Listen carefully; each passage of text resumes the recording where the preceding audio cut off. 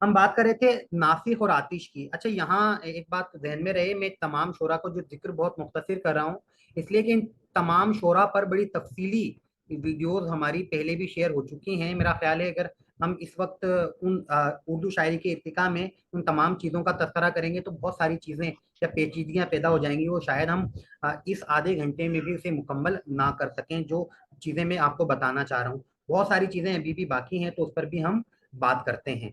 बहरहाल, आतिश और नासिक के हवाले से एक दौर था जो लखनवी शायरी के अंदर नुमाया अहमियत का हामिल है, बल्कि यही आखिरी दौर था जो लखनवी शायरी के हवाले से अहमियत का हामिल था। उसी ज़माने में, आतिश और नासिक के ज़माने में ही उर्दू मरसिए ने भी उरूज हासिल किया। उर्दू मरसिया यूं तो कदीम ज़माने से ही लिखा जा रहा था। जो गोलकंडा और बेजापुर की सल्तनत के शोरा थे, उन्होंने भी अपने अपने तौर पर मरसिए लिखे।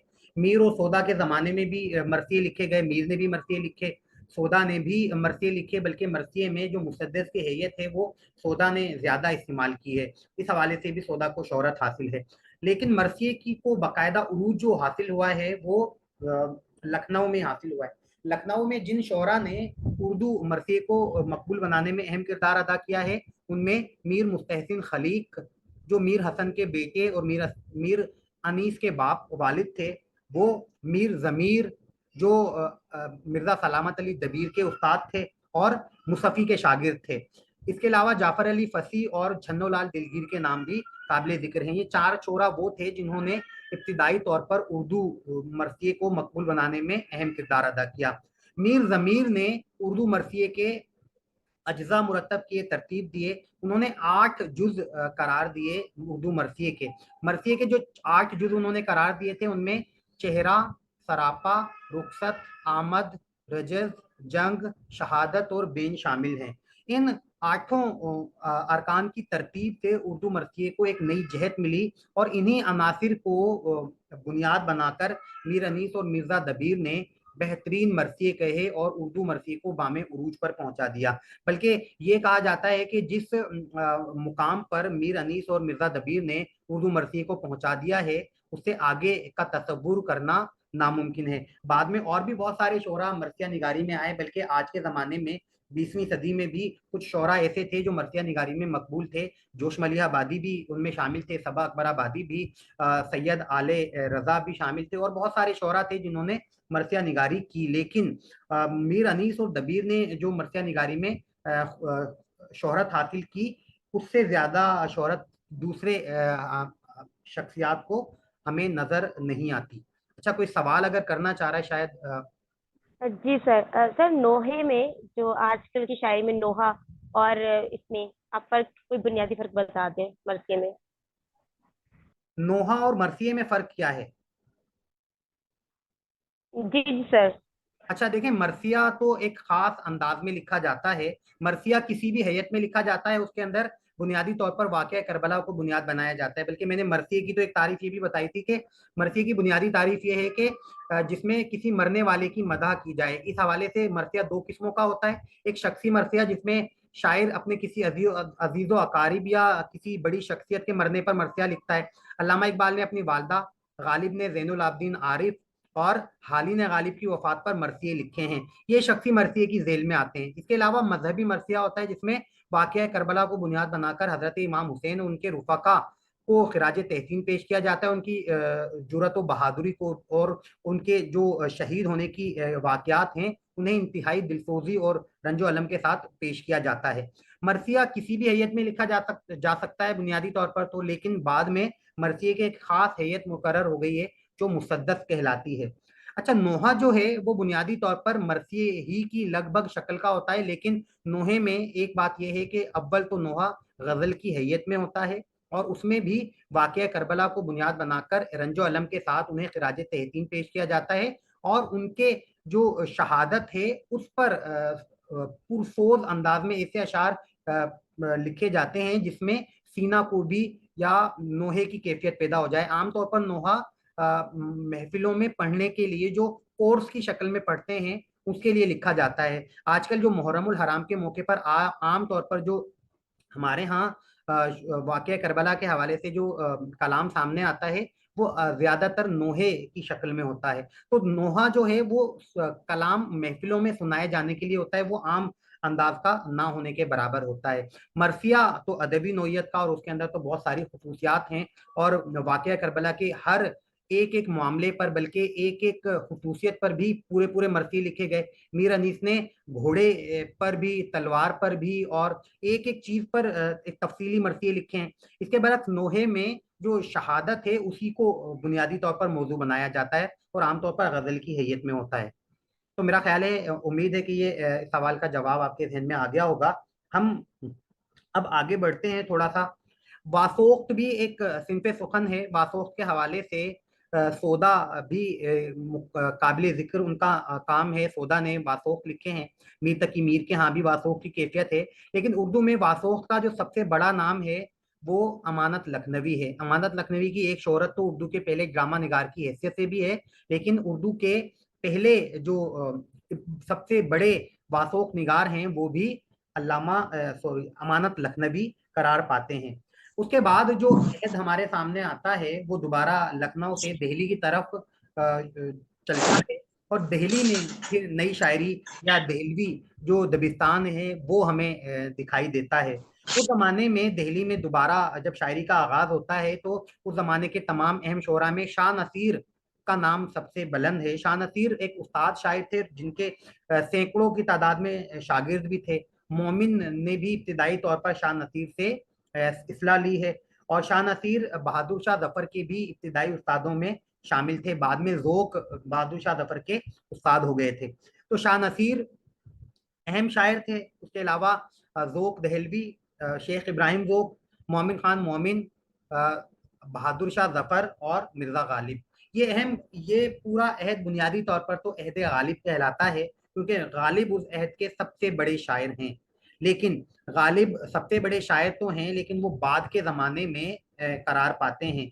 और वो जो उन्होंने शाह नसीर, ज़ोक और मोमिन और जफर जो शौरा थे, वो अपने ज़माने की रिवायत को लेकर आगे बढ़े थे, और गज़ल की जो रिवायत थी उसी को बुनियाद बनाकर शायरी का आगाज़ किया था। शाह नसीर अपने ज़माने में बहुत मशहूर थे, लेकिन उन्होंने मुश्किल ज़मीनों में और तंग काफ़ियों में गज़लें कहीं और अपनी उस्तादी का भरम कायम करने की कोशिश की।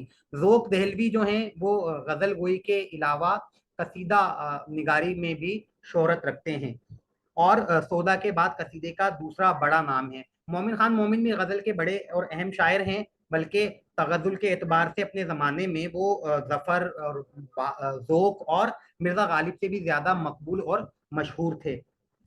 फिर आते हैं बहादुर शाह जफर की तरफ। तो बहादुर शाह जफर भी बादशाह तो थे ही, लेकिन इब्तिदाई ज़माने से उन्हें शायरी का शौक था, और उन्होंने मुख्तलिफ ज़ुबानों में भी शायरी की है। और बहादुर शाह जफर ने भाका ज़ुबान में भी शायरी की, जिसमें उनका तखल्लुस मुझे याद आ रहा है, शोक रंग इख्तियार किया था। मुख्तलिफ ज़ुबानों के असरात भी उनकी गज़ल में नज़र आते हैं। और मिर्ज़ा गालिब उस अहद का सबसे बड़ा शायर नज़र आता है। मिर्ज़ा गालिब गो के अपने ज़माने में बहुत ज़्यादा मकबूल नहीं थे, लेकिन इतने कम भी नहीं थे कि उन्हें गैर अहम शोरा में शुमार किया जाए। वो अहम तरीन शोरा में तो शुमार किए जाते थे, लेकिन उनकी मकबूलियत मोमिन और ज़ोक से किसी ना किसी तौर पर कम ही थी। यही वजह थी कि मोमिन, जिनका इंतकाल 1854 में हुआ, और लगभग उसी साल ज़ोक का भी इंतकाल हो गया, तो बहादुर शाह जफर ने मिर्ज़ा गालिब को अपना उस्ताद बना लिया। तो मिर्ज़ा गालिब भी बहादुर शाह जफर के उस्ताद रहे हैं। तो वो पूरा का पूरा दौर बुनियादी तौर पर गालिब का दौर कहलाता है। अच्छा, उसके एक दो बातें हमारे सामने आ रही थी कि गालिब ने जो मरसिया लिखा है वो गज़ल की हैयत में लिखा है। बिल्कुल लाजिम था कि रास्ता मेरा देखो कोई दिन और, या एक उसका आखिरी शेर बहुत मशहूर है, जाते हुए कहते हो कयामत को मिलेंगे, क्या खूब कयामत का है गोया कोई दिन और। ये उन्होंने मरसिया अपने भांजे ज़ैनुल आबिदीन आरिफ की याद में लिखा था। लेकिन इसमें नोहे की कैफियत नहीं थी। नोहे की कैफियत में मैंने एक बात कही कि उसमें सीना कोबी का अमल होता है, यानी ऐसा रंजो अलम जो इंसान को बेख्तियार रोने पर या चीखने पर मजबूर कर दे। जब दर्द रंजो अलम की का असर ज्यादा होता है तो इंसान बेख्तियार चीखने, चिल्लाने और रोने पर मजबूर हो जाता है, बाआवाज बुलंद। तो वो कैफियत आमतौर पर नोहे में होती है, तो यहाँ वो कैफियत इसमें बहरहाल नहीं है। तो इन्होंने सिर्फ अपने ज़ैनुल आबिदीन आरिफ की यादों को ताज़ा किया है, उन्हें खराज तहसीन पेश किया है। अच्छा, यहाँ एक दो सवालात चीजें भी सामने आती जा रही हैं कि मोहम्मद हुसैन आजाद ज़ोक के शागिर्द थे, बिल्कुल, और बहादुर शाह जफर गालिब के शागिर्द थे। बहादुर शाह जफर के उस्तादों में गालिब, ज़ोक और उससे पहले शाह नसीर, और शाह नसीर के अलावा भी एक शायर शामिल थे, उसका नाम इस वक्त मेरे ज़हन में नहीं है। वो भी कुछ अरसे उन्होंने भी उनकी शायद सनाउल्लाह फिराक थे, उन्होंने कुछ अरसे बहादुर शाह जफर की उस्तादी की है। और गालिब के शागिर्दों में हाली और शेफ्ता के नाम काबिल जिक्र हैं। तो ये तमाम जो शोरा थे वो दहलवी दबिस्तान के अहम शोरा में शुमार किए जाते हैं। उनके बाद जो दबिस्तान दहली के अख्तिताम के शोरा हैं, उनमें दो शायरों के नाम काबिल जिक्र हैं। एक का ताल्लुक दहली से और दूसरे का लखनवी तहजीब से था। एक दाग दहलवी हैं, जिसे 19वीं सदी के खात्मे का शायर करार दिया जाता है, और अमीर मीनाई भी इसी तरह 19वीं सदी के खात्मे के शोरा में शुमार किए जाते हैं। दाग दहलवी ने वही उसी दबिस्तान दहली की को मद्देनजर रखते हुए अपनी शायरी के अंदर खसूसियात पैदा की, और उर्दू के अहम शोरा में उनका भी शुमार किया जाता है। दाग दहलवी भी ज़ोक के शागिर्द थे, और वो ये दाग दहलवी की जो वालदा थी, उन्होंने मिर्जा फखरू से निकाह करके वो लाल किला आ गई थी। और ये दाग दहलवी की इब्तिदाई तरबियत लाल किला में यानी शाही महल में ही हुई थी, और ज़ोक ने इनको इनकी तरबियत भी की थी, और ज़ोक ने ही दाग का जो तखल्लुस है वो तजवीज़ किया था। अमीर मीनाई भी उर्दू शायरी में खास अंदाज के हवाले से शोहरत रखते हैं। दाग दहलवी से मुलाकात से पहले अमीर मीनाई की शायरी में खास अंदाज था, और अमीर मीनाई ने जब दाग दहलवी से मुलाकात की 1800 जब 57 के बाद जब हालात ख़राब हुए, तो दोनों मुख्तलिफ जगहों पर चले गए। तो जब उनकी आपस में मुलाकात हुई, तो उसके बाद अमीर मीनाई की शायरी में दाग दहलवी के असरात भी नज़र आने लगे, और उन्होंने दहलवी और लखनवी तहजीब के इम्तिजाज से एक नया रंग सुखन पैदा किया, और बड़े ज़बरदस्त तरीके की शायरी की, और बहुत मारूफ हैं वो अपनी शायरी के हवाले से। अमीर मिनाई नातिया शायरी के हवाले से भी शोहरत रखते हैं, लेकिन दाग देलवी बुनियादी तौर पर गज़ल ही के शायर हैं, और गज़ल ही में उनकी अहमियत उजागर होती है। दाग देलवी के 3 दीवान भी हैं। उसके बाद का जो दौर है वो इकबाल का अहद करार दिया जा सकता है, लेकिन इकबाल से पहले एक शायरी का और अहद भी है, जिसे अंजुमन पंजाब का अहद करार दिया जा सकता है। अंजुमन पंजाब जो है वो 1865 में कायम हुई। 1865 में लाहौर में मोहम्मद हुसैन आज़ाद के जेर सरपरस्ती समझ लें कि अंजुमन पंजाब का आगाज होता है। 1865 में मुंशी मनफूल की शिक्षा सभा की इमारत में एक जलसा हुआ था, जिसमें वहाँ के एक बड़े इल्मी और अदबी अंग्रेज शख्सियत डॉक्टर लाइट्स का तारुफ करवाया गया। डॉक्टर लाइट्स चाहते थे कि जो शोरा हैं वो जदीद मौज़ूआत पर, या जो उदबा हैं और शोरा हैं, जदीद मौज़ूआत पर कलम उठाएं। इसी सिलसिले में ये जलसा हुआ था, और इसी के तहत दीगर शहरों में कायम अंजुमनों की तरह पंजाब में भी एक अंजुमन कायम करने का फैसला किया गया, और अंजुमन मुतालिबे मुफीदा पंजाब के नाम से एक अंजुमन का कयाम अमल में आया, जिसे मुख्तसरन अंजुमन पंजाब कहा जाता है। इसके पहले सदर डॉक्टर लाइट्स थे, और अंजुमन इसके सेक्रेटरी या मोतमिद मोहम्मद हुसैन आज़ाद करार पाए। इसके तहत एक रिसाला अंजुमन के नाम से भी निकलता था, जिसके मुदीर मोहम्मद हुसैन आज़ाद ही थे।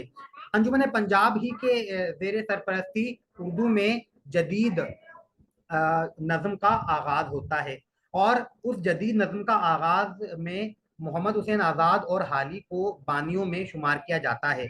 मोहम्मद हुसैन आज़ाद ने 1874 में एक जलसे में न सिर्फ जदीद शायरी के हवाले से एक लेक्चर दिया, बल्कि शब कदर के नाम से एक मसनवी भी पढ़ी, और उसी जलसे में फैसला हुआ कि जदीद मौज़ूआत पर मौज़ूआती मुशायरा रखा जाए जो नज़म पर मुश्तमिल होगा। इस सिलसिले में अंजुमन पंजाब के तहत 10 मुशायरे हुए, और उन 10 मुशायरों में से 4 मुशायरों में हाली ने भी अपनी नज़में पढ़ी थी। इसके अलावा उस जमाने में एक और बड़े शायर मिर्जा निगारी के हवाले से शोहरत रखते हैं, और वो हैं अकबर इलाहाबादी। अकबर इलाहाबादी ने इब्तिदाई शायरी का आगाज तो गज़ल से किया था, और गज़ल ही में उनकी खसूसियात नुमायाँ होती हैं, लेकिन उनकी मकबूलियत उस ज़माने में हुई जब उन्होंने अपनी गज़ल में अंग्रेज़ी अल्फाज और मिज़ाहिया चीज़ों का इस्तेमाल भी शुरू किया, और इसी हवाले से उन्हें उर्दू में मिज़ाहिया शायरी का इमाम भी करार दिया जा सकता है। अब इन तमाम के बाद एक शख्सियत दरमियान में रह गई है, लेकिन वो शख्सियत चूंकि उनकी खसूसियात बाकी तमाम शोरा से बिल्कुल मुनफरिद और अलग हैं, तो उन्हें अलहदा से भी पढ़ा जा सकता है, उनके बारे में बात की जा सकती है। यकीनन आपके जहन में भी होगा, और वो शायर हैं नज़ीर अकबर आबादी।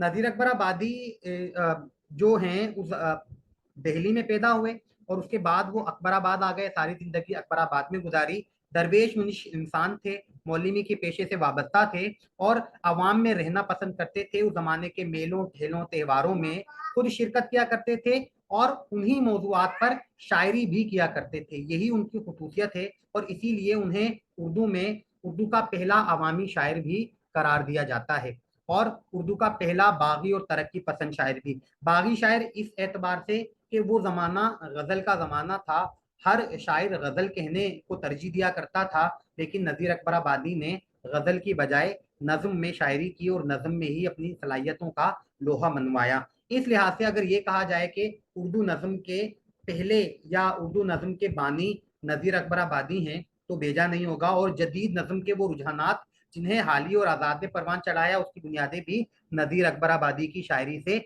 मिलती हैं। तो नज़ीर अकबर आबादी का भी, अगर उर्दू शायरी का इर्तिका की बात हो, तो नज़ीर अकबर आबादी का जिक्र करना भी जरूरी होगा। हाली और आज़ाद या अंजुमन पंजाब के तहत जो मौज़ूआती मुशायरे हुए, उसने उर्दू शायरी में नज़्म को भी मकबूल बनाने में अहम किरदार अदा किया। बाद में हाली ने सर सैयद के मशवरे पर मुसद्दस मदोजज़्र इस्लाम के नाम से नज़्म लिखी, और बाद की तमाम नज़मों में और अपनी तहरीरों में उन्होंने शऊरी तौर पर कोशिश की कि जो शोरा हैं वो नज़्म में इजहार ख्याल करें। हाली मुआशरे में आदमी की हालत ज़ार को देख चुके थे। वो समझते थे कि गज़ल जिसमें महबूब की खूबसूरती या महबूब के नाजो अदा को बयान किया जाता है, या ज्यादातर तसव्वुराती एक कैफियत बयान की जाती है, उससे हटकर नज्म में जिंदगी की हकीकतों की अक्कासी की जा सकती है। उन्होंने शऊरी तौर पर कोशिश की कि शोरा नज्म में इजहार ख्याल करें। उसके बाद जो ज्यादातर शोरा हमें नजर आते हैं वो नज्म में शायरी करते हुए ही नजर आते हैं, जिसमें अकबर इलाहाबादी का नाम भी काबिल जिक्र है। उसके